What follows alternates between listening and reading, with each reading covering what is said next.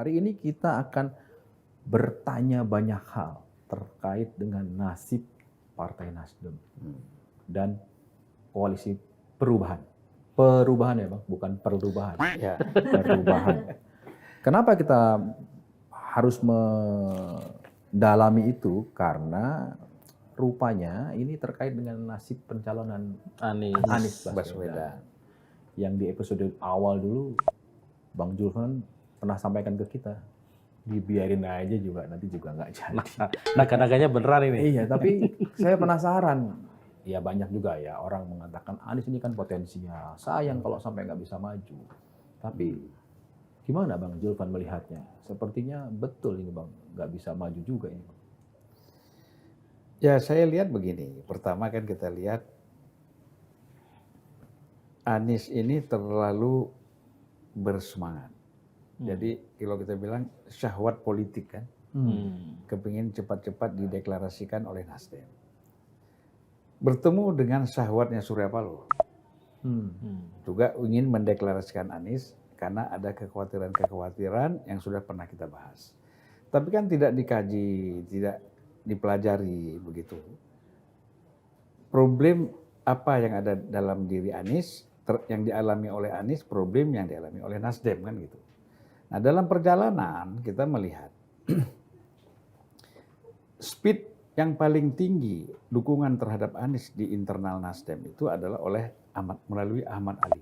Ahmad Ali, wakil ketua. Inilah yang paling bersemangat, pokoknya harus kita mendeklarasikan Anies secepatnya sebagai capres dari Nasdem. Dan tentu ada rasionalitas politiknya kan? Ya, memang ada. Ya, artinya kan melihat figur dia ya yang begitu populer. Ya.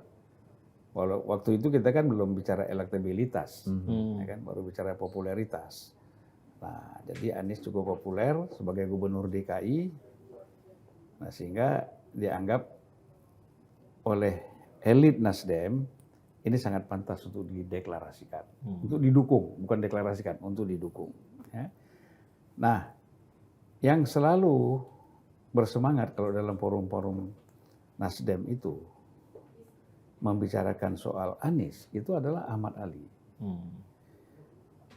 Lalu ada Sugeng Suparwoto misalnya, juga cukup bersemangat ya, tapi Sugeng ini kan nempel-nempel aja. Nanti kalau udah jadi dia paling depan. Nah, Sugeng tuh model gitu. Ahmad Ali dulu misalnya kan. Nah, nanti kalau udah mantap baru dia yang di depan. Ahmad Ali yang tinggal. Itu polanya Sugeng tuh sering seperti itu. Nempel-nempel. Nah, nempel dulu dia pertama. Lama-lama sobek dia baru yang jahit di depan. Tapi di politik kan biasa nempel-nempel gitu kan. Ada di belakang, kalau lagi diwawancara ketumnya ada di belakang gitu kan. Ya biasa kalau sama orang lain, tapi sesama partai nggak bagus lah. Kayak gitu. Sesama kawan nggak boleh. Ya kan, kalau kepada lawan politik oke aja gitu. Nah jadi kalau kita lihat ini internal Nasdem pun juga nggak solid. Tidak solid. Tidak solid kalau saya baca. Ini waktu pencalonan sekarang ini juga. Sekarang. Kalau yang kemarin kan kita udah nggak usah bicara lagi. Kita bicara yang sekarang. Yang hari ini. Kan kita lihat selalu apapun acara Anies Baswedan beberapa bulan yang lalu itu yang lead di depan itu kan Ahmad Ali. Ya, selalu yang bicara, yang menjelaskan, yang mendampingi semuanya. Tetapi kan beberapa bulan terakhir ke sini, Ahmad Ali itu hanya ikut acara-acara kalau ke daerah. Tapi lobby-lobby dengan PKS, lobby-lobby dengan Demokrat, itu Ahmad Ali tidak pernah hadir. Kan lain kalau wakil ketua umum yang hadir di sana ada sekjen, di sini ada wakil ketua umum. Jangan levelnya diturunkan. Sekjen bukan, ketua umum bukan, wakil ketua umum bukan, Sugeng dan Willy misalnya. Ini kan dua-duanya di dalam Nasdem kan bukan bukan posisi strategis lah ya. Bukan posisi strategis karena ya dekat sama Bang Surya aja. Dekat Bang Surya mungkin ya kadang-kadang SP ini kan menugaskan orang yang mana dia cocok aja. Dia tidak lihat juga kapasitasnya, kemampuannya seperti apa. Yang penting ini orang cocok, loyal, ya kan? Kepada dia gitu. Itu tidak salah. Tapi kan antara kesesuaian antara loyalitas dengan kemampuan ya yang bisa digunakan secara optimal untuk melakukan lobby itu kan juga harus dipertimbangkan. Bang, balik lagi ke soal ketidaksolidan di internal Nasdem. Itu selain soal apakah ketika di pertemuan-pertemuan misalnya antara tim 8 dengan 3 partai ini Ahmad Ali tidak hadir misalnya, itu menjadi salah satu indikator bahwa memang di internal sendiri sepertinya nggak solid-solid amat nih Nasdem ini soal Anies. Loh, iya kan kalau kita bicara kalau SP nggak bisa kan wakil ketua umum kan, harusnya atau sekjen. Artinya bisa dikatakan SP nggak percaya sama Ya bisa jadi. Ahmad Kenapa? Ali. Artinya ada kekhawatiran terhadap Ahmad Ali bahwa mungkin Ahmad Ali dianggap nanti apakah bisa saja nanti tidak bisa berjalan bersama-sama dengan dua partai yang lain. Padahal saya tahu betul lah Ahmad Ali ini kan dengan PKS sangat dekat. Ya. Nah, kemudian apakah juga dipertimbangkan karena posisi wakil ketua umum ini nanti bisa mendeklarasi posisi ketua umum juga. Oke. Banyak macam-macam kekhawatiran. Jadi ancaman. Jadi macam-macam kekhawatiran. Dan selain itu, SP ini kan percaya kepada orang-orang yang ada di dalam Nasdem itu yang dekat dengan Prananda Paloh. Oke. Oh, Putra. Putra. Ali ini tidak dekat dengan Prananda Paloh. Kemudian yang namanya siapa? Gus Coy juga tidak dekat. Yang dekat kan Sugeng, Willy. Ini kan Ani. Jadi ya nggak salah juga mendengar anak ya. Nah, anak karena kan dianggap nggak mungkin bohongin orang tuanya ya. Nah, jadi yang dipercaya ya teman-teman dekat anak lah kan gitu. Nah, apakah secara politik ini bisa diterima atau tidak itu wallahu alam kan gitu. Saya ini yang tadi ketidakhadiran wakil ketua umum Pak Ahmad Ali ini di beberapa kali pertemuan penting dengan Anies Baswedan itu indikasi bahwa makin turunnya dukungan atau keseriusan Nasdem mengusung Anies atau seperti apa? Atau memang lebih dilihat dari problem internal aja? Ya problem internal aja. Oh, itu, problem internal. Tapi dampaknya terhadap pencalonan Anies?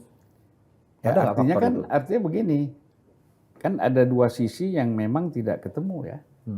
Nah, misalnya ini lobby ke koalisi, ini bicara koalisi, ini bicara program ke daerah-daerah. Ini kan nggak sinkron nih.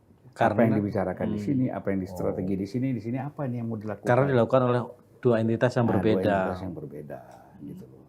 Walaupun kadang-kadang yang apakah misalnya Willy ataupun Sugeng atau yang lain ikut juga ke daerah-daerah, tapi kan ini tidak dilakukan secara solid bersama-sama kan?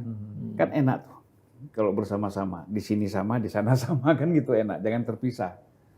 Itu yang pengamatan saya lihat. Memang ini dasarnya dari awal. Kan kita bisa lihat dari awal misalnya Ahmad Ali ketua fraksi sebagai wakil ketua umum, kemudian ketua fraksi dicopot. Oke. Ya kan? Diganti gitu kan. Nah, lalu ya praktis sejak itulah kita lihat sebenarnya walaupun secara pribadi ya tentulah sebagai wakil ketua umum dengan ketua umum tuh selalu harus berusaha untuk terlihat harmonis. Tetapi sebenarnya kan dengan penggantian ketua fraksi yang mendadak itu kan ya kan menunjukkan ada hal-hal yang aneh gitu loh buat saya gitu. Kenapa ini terjadi? Nah, Bang Zulfan kan berdiri dan juga cukup lama di Nasdem. Apa yang Bang Zulfan baca dari itu? Yang saya baca ya Ahmad Ali tidak dipercaya lagi sebagai ketua fraksi itu aja. Sama Surya Paloh. Ya, apa sebabnya kita nggak tahu. Dan sekarang ada kemungkinan juga tidak percaya untuk berkomunikasi dengan partai-partai koalisi seperti itu. Ya kalau di DPR aja nggak dipercaya, apalagi di sini kan. Ya kan? Gini, kita tadinya berpikir bahwa wah ini ancaman terhadap Partai Nasdem dalam konteks koalisi perubahan ya, itu memang datang dari gangguan luar yang coba hari ini misalnya ditariklah Demokrat, diganggulah PKS, geser kemana, sehingga nggak akan cukup thresholdnya dan batal lah itu mimpi Partai Nasdem untuk mencalonkan Anies. Ya. Ternyata sebelum sampai ke sana di internalnya pun sudah ada. Makanya sebenarnya kunci Anies itu di Ahmad Ali, ya, yang membangun komunikasi dengan daerah-daerah. Yang membangun kekuatan kalau Anies datang ke daerah itu kemudian massa bisa berkumpul, itu semuanya adalah Ahmad Ali. peran Ahmad Ali sangat besar, ya kan sebagai kita tahu lah kalau yang lain kan salon semua nih, Ya kan? Kalau Ahmad Ali ini kan orang lapangan. Jadi dia bisa tahu bagaimana memanfaatkan lapangan itu untuk mengkoordinir massa. Kemudian kalau Anies datang itu kelihatan ramai kan gitu. Nah, kalau yang lain kan nggak mampu. Jadi posisi dia di situ selama ini.